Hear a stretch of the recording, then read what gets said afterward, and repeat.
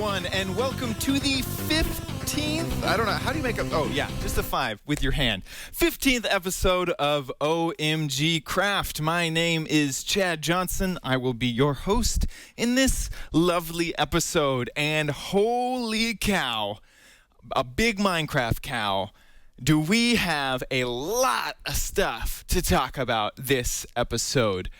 And just start off, if you missed us last week, or if you were missing us last week, which you should be because we didn't publish an episode, it was because it was the U.S. holiday of Thanksgiving. So the studio that graciously allows me to record my show it was closed for Thanksgiving, and there wasn't really a good time to fit in an extra recording into the schedule. So last week we were dark. I am so sorry if you wanted a show and didn't get one. Sorry, my apologies. I should have let you know earlier that we would be not seeing each other for that week. Not seeing like we're still together, you see, but anyway.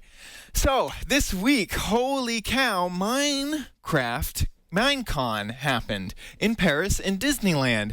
And so we got a ton of news to talk about. So this episode, we're going to cover just about everything that happened at Minecon so that you don't have to go through hours and hours and hours of video to get all the information you need to know about what happened. If you want to, you can, of course, check out all the videos yourself. And while we go through topic by topic, I'll be giving you links to the live streams that happened during the show. So look forward to that.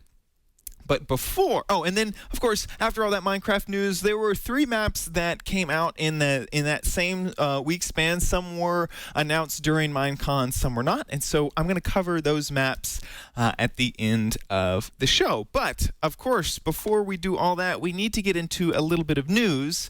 Now, this might seem weird because we're going to do news for the whole episode. And what better time to show off a new creation by Blender MF. So let's get straight into news. Of course, this was the first time we're doing this, so I wasn't quite ready. Let's try that one more time, this time with slightly less creeper. And you know what? It deserves a second viewing of how awesome this intro is. Check it out. Oh, and that would be our closing credits because I'm an idiot. In the news, Blender, thank you so much for making that awesome little intro for me. So, last week, 1.4.5 came out. All it did was cover a few more bug fixes, and luckily, this is for the normal game of Minecraft. We haven't gotten a Minecraft discussion yet, just to let you know. All this was a few bug fixes, and the cool thing about this is that it works with 1.4.4 servers. So if you are running a client or your server, which just got updated to 1.4.4, don't worry too much because this client update can work with those older servers. Once again, only bug fixes, no really new things to talk about in terms of features or anything like that. It's just kind of a really, really small update for bug fixes. Now, into Minecon. Are you ready? Because it's going to be long, and we're going to talk a lot about all the awesome stuff that came out. So bear with me. First, there were the opening ceremonies on, what day was it? It was Monday morning, I believe. I forget exactly which days, but it doesn't matter. It's already passed. So during the opening ceremonies, Minecraft Girl got up and talked to us and showed off YouTube videos, and nothing was really announced. I do have to slide aside. There were some pretty annoyingly awkward moments during the entire convention. So if you go back and watch the live streams that are available, and I believe it was GameSpot did a ton, and I think that was their live streaming partner. So everything was done through them. There are a few others. I believe that IGN has some archives of some other panels. but I believe that IGN was, or no, that GameSpot, not the store, but the website, was responsible for all this streaming. So thank you for them for live streaming the event. So let me first get out of the way. If you go back and watch the archives like I did, there were some. Anyway, that's all I'm gonna say. There were some pretty awkward moments. So hey, luckily you're learning from me and not going through 6 to 15 hours of content. So first, once the opening ceremonies was over, the really cool thing was the Minecraft team sat down and talked about the future plans for Minecraft, and a few things were revealed. First, that in updates, they are going to be more focused on sort of specific aspects of the game. Because they learned through the very scary update and through the Halloween update that that focusing on a specific area really helps them decide and curate what should be pushed into the next update. Instead of just doing general absolute everything. So they mentioned that the first update, which will be 1.5 in the future, will hopefully focus on redstone, and pretty much redstone alone. There may be some other small modifications to the game, but they're going to stay focused moving forward. And they're hoping that their development cycle will allow them to update around every 2 months, give or take, how the team can handle it. So the things that this Redstone update, are going to cover are timing problems. Right now, there's a southeast bug that causes a few glitches which people have used as features for the game. So they're going to worry about timing. They're going to worry about updating mostly timing. I was going to say bud switches. So one of the things that updating the timing engine or creating less bugs and more features is going to create is some things that map makers have relied on in the past to create maps. One of these is being a bud switch, a block update detector. What you could do is, using the glitches in the game, you could tell if a block had been placed or removed. This is called a bud switch or block update detector. And some things like this that we use now may be broken in the future because of the behavior of how redstone works, and they may be changing that. And so that's something to worry about and to notice in the future. Luckily, they're telling us now, and they also know that we use a bud switch in our maps, and so maybe they will give us some other block or some other way to allow us to have block update detectors. The other thing is that redstone should become more analog in this update. What does that mean? Well, right now, if you have a redstone line, it goes for the 16 blocks and then it just stops. But anywhere along that 16 block line, it's just a yes or no sort of function. Even if you're at the 16th block, the furthest one away, it's going to power a piston, or it's going to give the output as either yes or no, depending on what state it's in, no matter how far away it is from the other blocks. On top of that, any input is also only yes or no. It's only on or off. That's how redstone works. It's either on or it's either off. And so in the future, hopefully these what they are planning to make is that this will be more analog. So if a player, say, this is one of the scenarios that they mentioned, if a player steps on a block on a what are those called? Pressure plates, then it might say give a stronger current than, say, if you maybe dropped a block onto it, or if a player in a minecart went over a pressure rail, then that would give a stronger signal than if an empty minecart went over the detector rail. So things like this could be used to say, detect if a minecart is full or not, or if determine how far a signal is coming from one side to the other. And just like for me, this kind of worries me. And then so I'll get to why I'm worried about it in the future. The other thing that they would be adding is a capacitor block, and this would work a lot like the repeater, but maybe you would be able to set how much current goes into the line.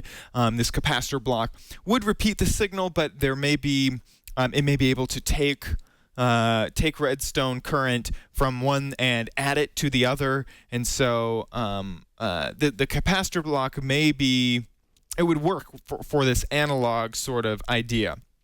Okay, first, all of this that I'm talking about is none of it is set in stone, so don't get too worked up over all of these changes, because all of it could change. They could decide, you know what, this analog idea wasn't the best, so we're actually going to scrap it and move on, and everything's going to stay sort of digital on-off all the time.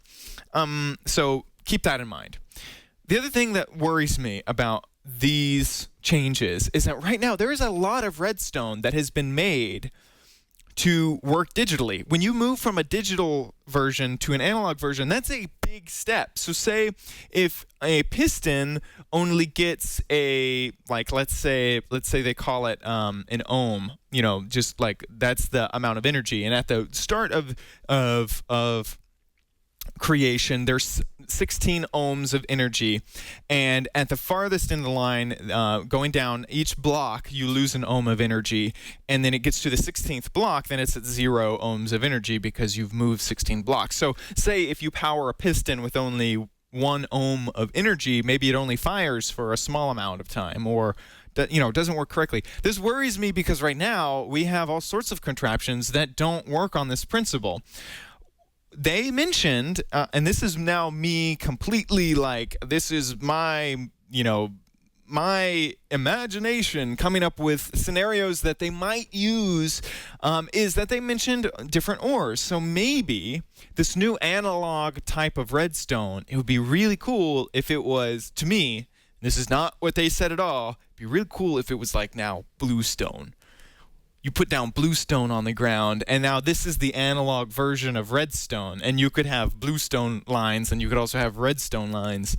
I mean, they could be green. I mean, they could be whatever color. I mean, it doesn't matter what color it is. That, to me, would make more sense.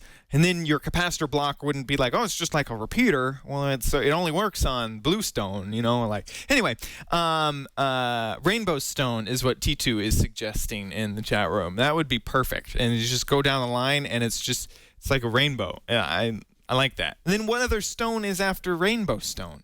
You're out. So maybe I think they might stick with single colors until maybe you could craft a rainbow stone block. Anyway, I'm going off on a tangent. And so these, now back onto what they actually said. They were talking about adding new ores to the game, and it may be that when you go to get these new ores in the game, maybe you have to go to the Nether. This was brought up when a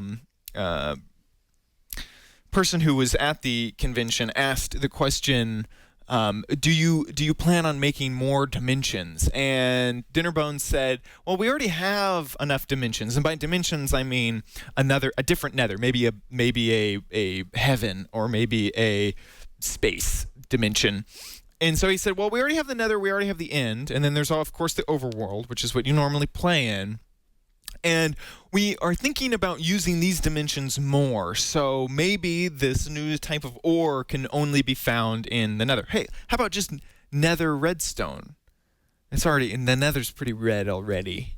Maybe it'd be maroon stone, because the Nether's kind of maroon. Anyway, so it may be that you have to travel to the Nether to get new ore, because they were talking about adding new ores to the game. The other thing that they were mentioning a lot is future updates. So now this is pretty much just about everything that they were thinking about in the 1.5 release, and then they kind of ventured on into what is the future of Minecraft? Where are we going further than the 1.5 update?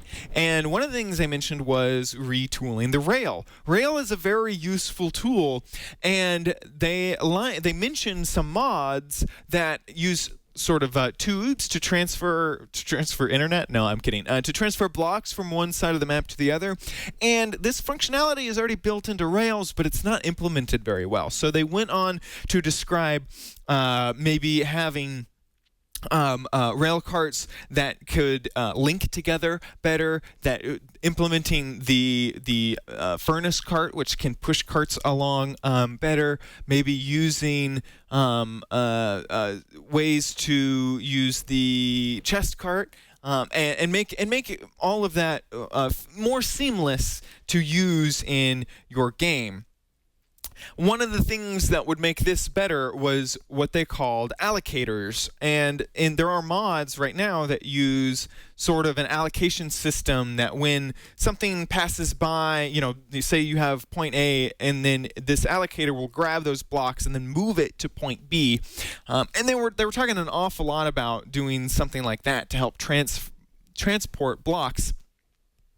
It was funny because the thing that they said was that we just need to think of a better name. We don't like the allocator name. We want a better name than allocator. Some other things that they mentioned were a daylight detector, so sort of like a solar panel that could tell if it was daylight or not. This would maybe lock up your house when it's nighttime so mobs can't get in, things like that.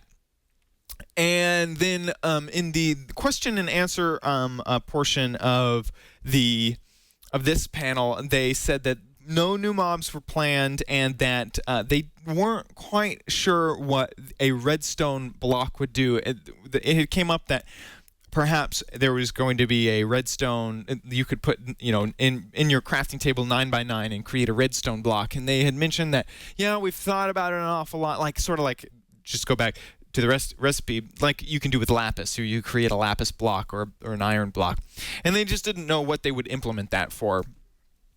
There were a few, right before I jump into more of the Q&A stuff that they talked about during that panel, they had talked about the update being, the 1.5 update being around the new year. And what they had hoped to make were fireworks, so that on New Year's Eve you could shoot off fireworks in your world, which would be really, really cool. These would be non-destructive. They would just be for show.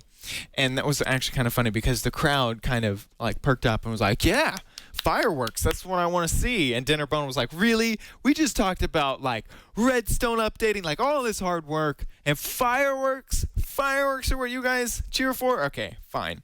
So let me run through the Q&A stuff real fast. I have a list right here. And let me just burn through this, and then we'll get to future with the mod API. They're going to stay with Java. They're not going to move clients. They are hoping, and by clients I mean programming structures. They do hope to roll out a new client. Right now, the client that you use is that login thing. They want to come out with something better that could use that you could maybe set parameters and you wouldn't have to use Optifine to help your game run better. A new client would be really nice and appreciated.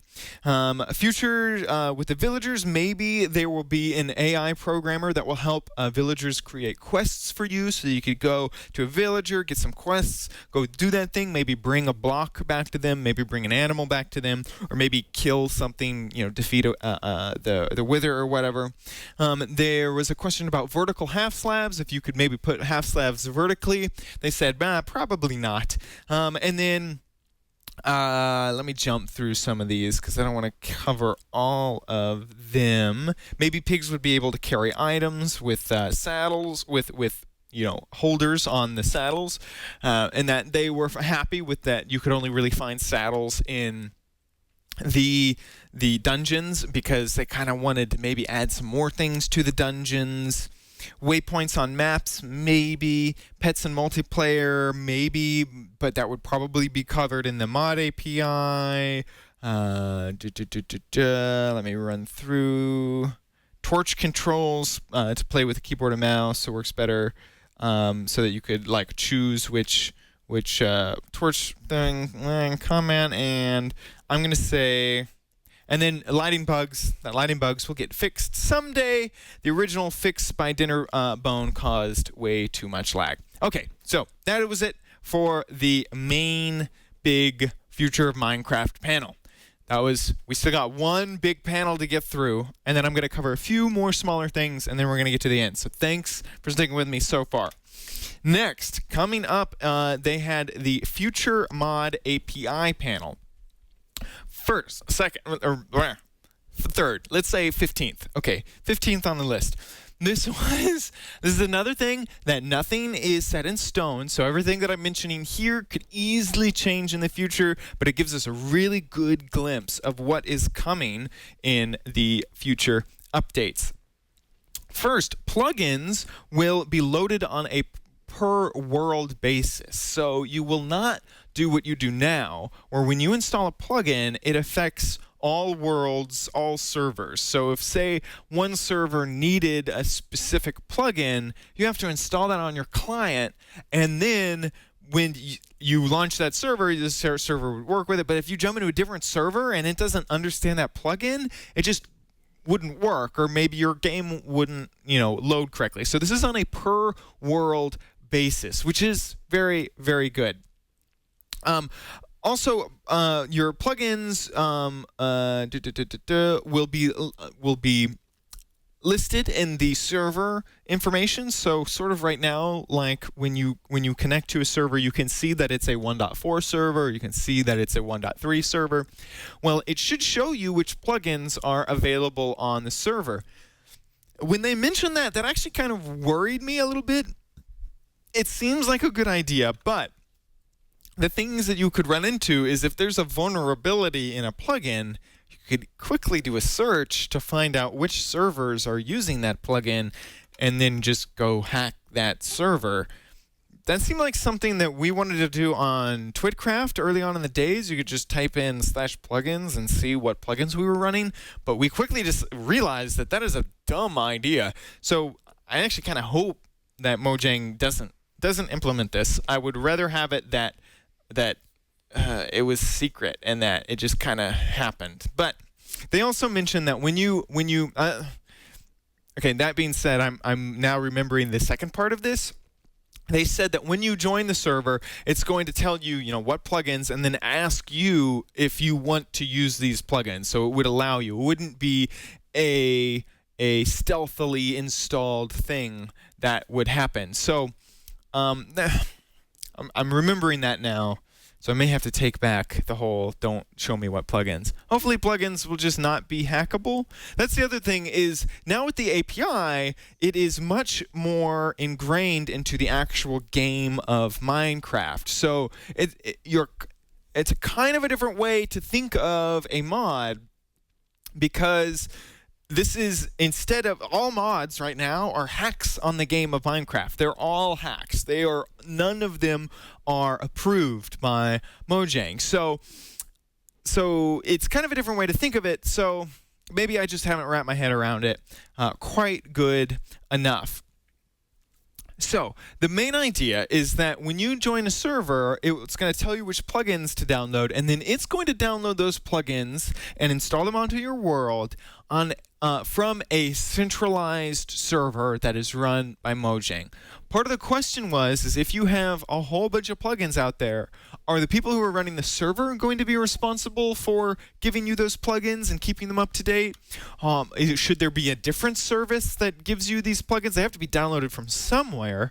And so they put to rest that all of the official plugins will be downloaded from Minecraft servers, from the Mojang servers, to play on your client. Now, they still left open the possibility that you can go to a website and download them manually and add them manually to your game, which sounds really good because it keeps it open for just about everyone. Most users are going to go to a server. They're going to download what is available for them just straight offline. They're not even going to know that it comes from a centralized database of plugins, and they're going to be super happy with it. But the pro users can go use specialized mods that may not be up on the Mojang servers, or maybe haven't been approved or super in beta. Who knows? Maybe they're their own sort of little snapshot worlds. Also, let me check my notes. Minecraft repository. You can select plugins to find.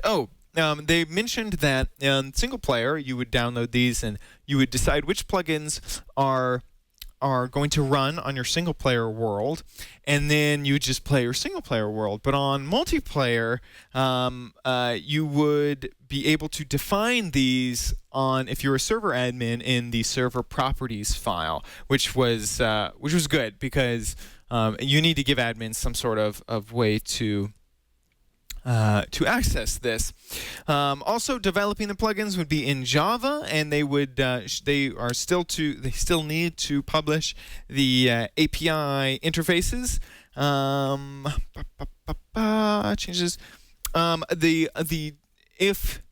The idea, and one of the big, really cool, exciting things about all of this is that they should be able to make these plugins based off of specific aspects of the Minecraft game that shouldn't change from version to version. So right now, whenever there's a new version of the game, all your plugins have to be rewritten because they're just sort of looking at the source code of all of Minecraft. But in the future, you should be able to write these plugins so that when you update your Minecraft game, all it points to is all the old stuff that hasn't changed in Minecraft, and all your plugins should work just the same. They should work perfectly every single time. That is the hope. So, this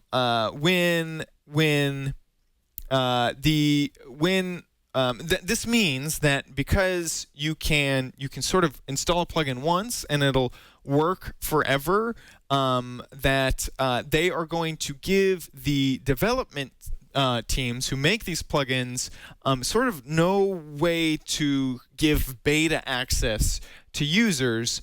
They're going to rely on those devs to give out their own snapshots based off of their code that they're given, and then they can test their bugs sort of internally. There's not going to be a beta infrastructure for those developers. And the other cool thing, this was actually really, really exciting, is that textures are now different. Right now, if you go back to the Make Your Own Texture Pack tutorial, you know that most of the textures are in one gigantic PNG file. It has everything. It has every block. It has the melon block. It has the iron block. It has the ores. It has everything. But this is going to be changed in the next update, hopefully. So instead of having this one big gigantic texture pack sort of file, now every block is going to be given a single texture pack for every single block, which kind of is what I expected was happening, is that the dirt block has a dirt PNG that it looks at, and that is the thing that it uses to create the dirt block. And this is what is going to be, and then that's in a file somewhere that you could go edit yourself, which is what they are saying is going to happen. This gives us a few really, really cool things that you can do with these PNGs. One is that you can animate them. So the PNG data can have animations. They showed off the sort of circular smooth stone block just sort of glowing back and forth, and that the nether portal that was standing over there was animated using this new type of animation technique. Right now, all the animated blocks in Minecraft, it's sort of base coded into the game which blocks specifically animate, and no other block can animate. So now, if you install a texture pack, grass could be animated. You could have sand that sort of does little wavies every single time. Sky's the limit. You could have Technicolor crazy disco lights if you wanted on these texture packs, which is really exciting. The other cool thing, this is probably the coolest thing, is because they're using that technique. Now the base version of Minecraft, vanilla Minecraft, will be able to run high definition texture packs. It'll be able to run 64 by 64 pixel texture packs, pretty much as you give it, which is very, very, very exciting to me, that I will not have to install, say, Optifine or use Mod Loader or anything like that to be able to use HD texture packs. Very, very exciting. And then that's about it from this is a short copyright note. Authors can't sell via the repository, the centralized repository. They can link back to donation pages or their own website that has the donation links or ads or whatever. And also that there's no really patenting. There's no real ownership of exactly what mods you give. So a good example of this is the Dota mod for Warcraft, for I want to say World of Warcraft, but that's wrong. That other thing. So that was supposed to be owned by Blizzard, but then like Steam was kind of like, bam, I'm Valve, I'm just gonna take that from you. And so Warcraft 2, that's right, that's the reposter says in the chat room. So same sort of thing, different applies. This is not owned by Mojang, and it's not even owned by you. So if you come up with a really, really compelling way to play Minecraft that's not copyrighted, that's not really owned by anyone, copyright still applies, but the version of the game is not going to be owned by Mojang or really even by you. So it's just it's not exclusive to Minecraft. It's not exclusive to the Minecraft platform. So good thing to know if you are a plug-in developer. Some of the quick Q&A things are, will the API be focused on the game world?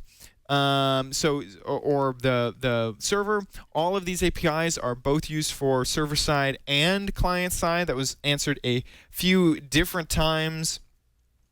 What would happen if you had mods that relied on other mods to play the game? So say there was maybe an inventory mod, and then there was a crafting mod that relied on that inventory mod. That's just going to have to get worked out amongst the mods that you installed, or the plugins that you install. And they're really, if say you have one plugin that maybe changes the gold block to be a different texture, and then there's a different plugin that changes the gold block to a different texture, and they kind of compete for that sort of thing, that's just going to have to be worked out amongst the mods, amongst the plugin developers, to sort of just work itself out. So, and then it'll also be possible to rate plugins based off of how much you enjoy them, and you can report plugins that are either broken or inappropriate or anything like that. And my favorite question, and this is a sarcastic. This was my favorite question, was why does Minecraft use blocks? And seriously, bro, just because the game is made out of blocks. He got up and was like, why did you make Minecraft out of blocks? And like everyone, you just wide shot of the panel, just everyone was just like,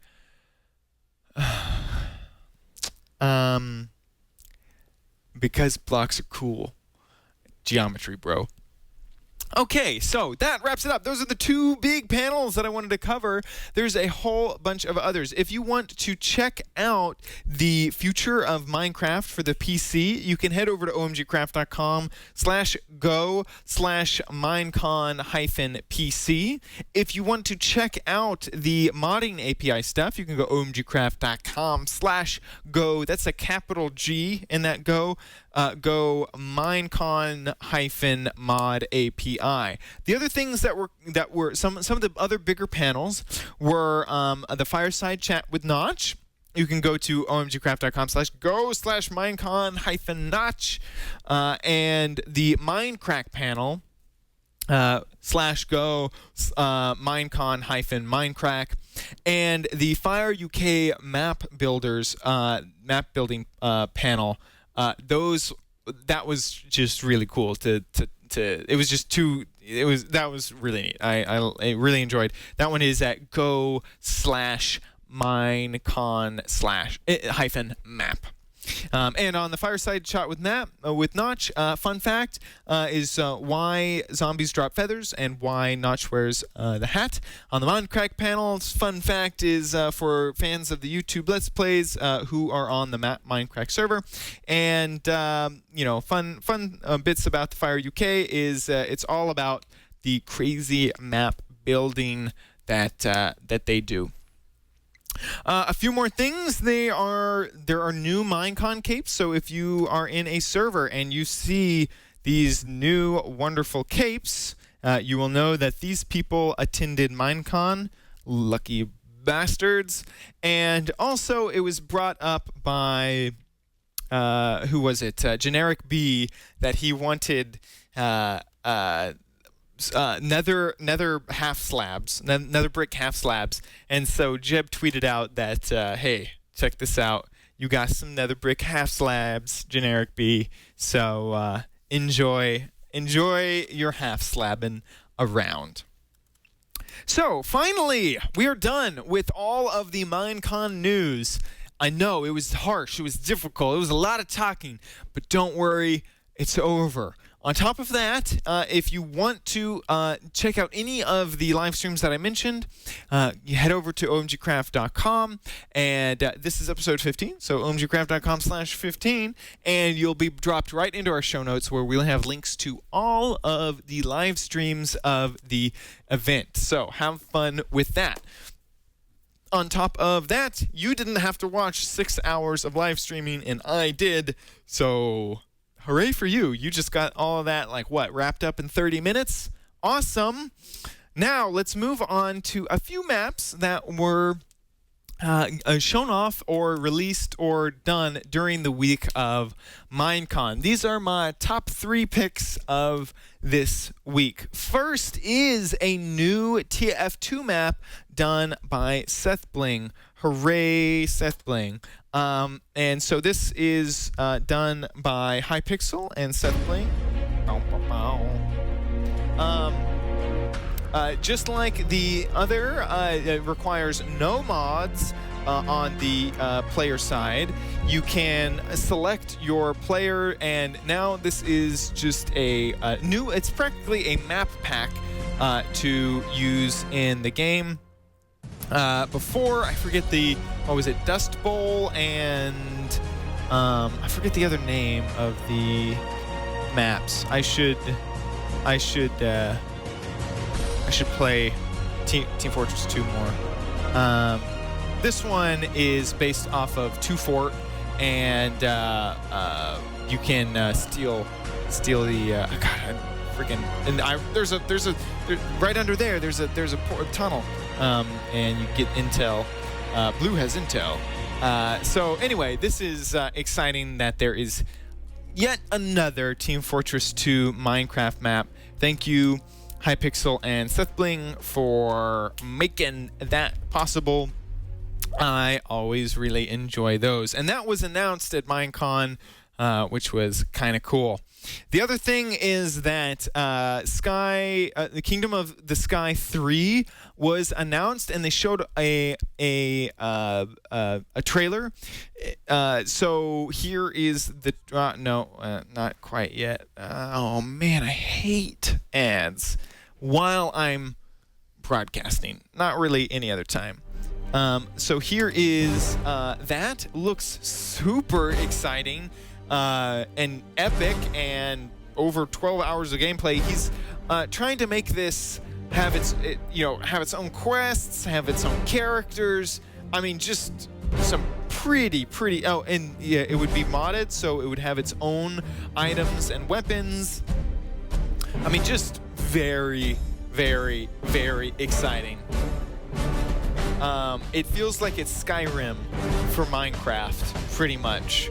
So get ready for the Kingdom of the Sky 3. This is done by Blame TC, Blame the Controller. So epic, so epic. So he mentioned this during his panel, and then put up this YouTube video from Minecon. Very, very exciting. That's a freaking wolf. And a freaking pirate ship. And a never-before-seen texture pack. So, get freaking ready. It's like the game of Minecraft is now another game. So, get excited for that. Finally, I'm actually going to get to play this one because TF2 is kind of a multiplayer thing, so I didn't want to play it. But Disco released freaking Sonic the Hedgehog for Minecraft. So let me go ahead and show this off a little bit, and then I'm going to go ahead and try my own hand. It's Sonic the Hedgehog in freaking Minecraft. Really, really awesome stuff. You know what? Let's not even watch. You can jump around. You get to use the what are those? The springs that are in Sonic and all sorts of stuff. And then I want to test. Of course, he's really good, but you can see at the end here he gets the time of 1 minute and 28 seconds. I'm just gonna pause right there. Realize 1 minute and 28 seconds. I'm gonna try to beat that. And I'm pretty positive I'm not going to do so well at that.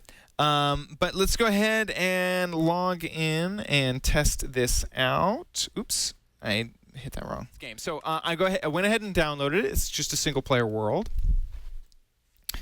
And here it is. You start off sort of in this other little area this is part of the map, but you can sort of see that this is a start area, so you spawn in this sort of second area. So let me go ahead and walk over here and hit the start button, and then it'll teleport me and drop me, and I get these boots. I'm going to put on my Sonic shoes with feather falling 10, protection 10, blast protection, unbreaking, and it has been dyed to be Sonic colored. You also get a jump boost and speed 2, and then resistance. And so what you do is you jump over here. I'm going to turn on the timer, and then I'm going to go ahead and start the game. And then over here, you're going to have a little countdown. And there we go. Now let me make sure I'm sprinting. I'm going to go ahead and jump. I doubt that I'm going to do as good as Disco. I wish I had music during this. And then tip is crap. So if you jump right there, you should. Whoop, and that didn't work. It gives you a little book so you can read some tips, but of course I've already done that, so I don't need to miss that first jump. That's going to cost me. The cool thing is that you jump 2 blocks in height, so there are a few jumps that you feel like you can't make, but you actually can. Here's checkpoint 2. It uses the beacon block to so you can see where you got to jump next. Ooh, crap. Oh no! Crap. Let's see. Obviously, I need more practice. No, I can't. I have to swim all the way over here to the stairway to get back up. This has happened a few times. I'm not so hot at hitting those jumps right perfectly. But you can see this is 2 blocks high, and you jump right above them. And that's where you're supposed to land, and obviously I didn't land. Oh, a cool tip is if you land correctly. Yeah. Oops. I don't want to get caught. There we go. And then jump. Ah, crap. I didn't make it. Yeah, I'm totally going to beat his time of what? 1:28. Totes. This is going to be easy. It's going to be a piece of pie. I think it's already been like 3 minutes. There we go. Come on. Yeah, that's right. And I have a little bridge here. Pro tip, if you jump over there. Yeah. There's 3. That's where I need to head next. And... yeah! Where's my next beacon? Oh, it's over there. There's the beacon. Can I make it? Can I make it? Nope, I can't. Oh, crap. Well, let's do this. And over here.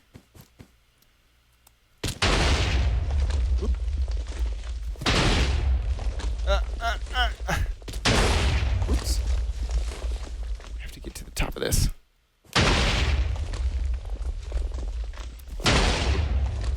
Also, I'm trying to time my jump. Oop. Nope. And there we go. Woo! I knew I could do it.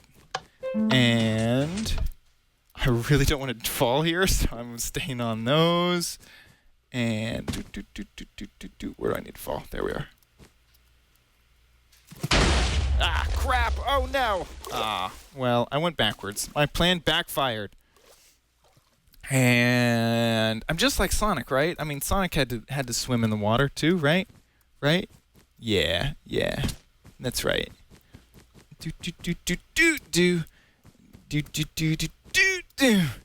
Yeah. Yeah. Woo! And then here's the doctor, and just go straight. Here's this little I don't know what you call that thing. And almost done. Checkpoint 5. And on to the end. Beep beep. Yeah. I got 4 minutes and 5 seconds. I mean, that's practically the same, right? Like almost exactly. I mean, just 4 times what he did. So then, of course, you can start it again, and it teleports you back over here to start. Gives you the same things, and you can start your game again.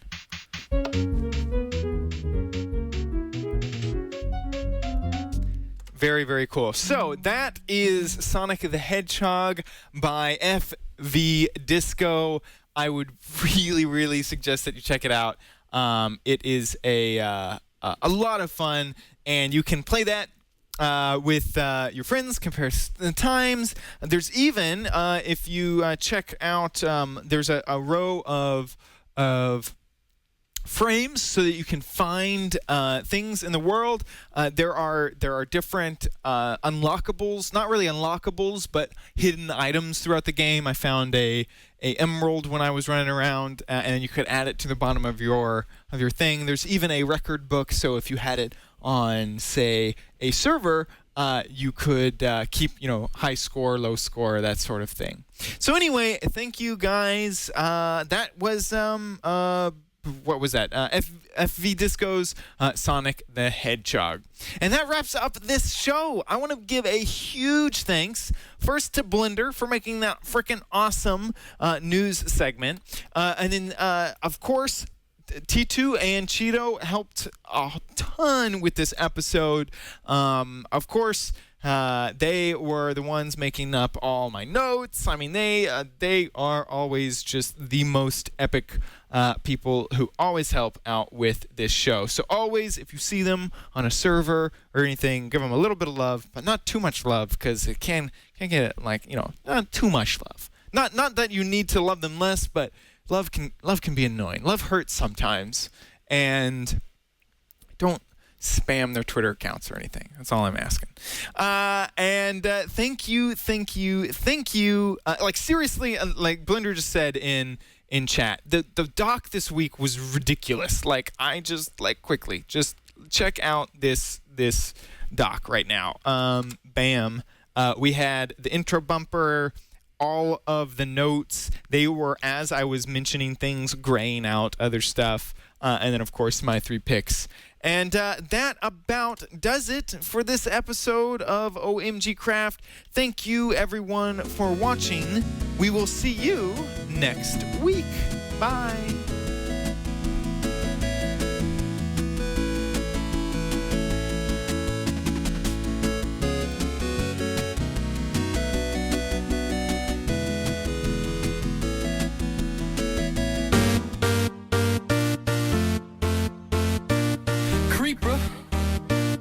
Oh man, so we back in the mine, got our pickaxe swinging from side to side, side to side. This task a grueling one, hope to find some diamonds tonight, diamonds tonight. Heads up, you hear a sound, turn around and look up. Total shock fills your body.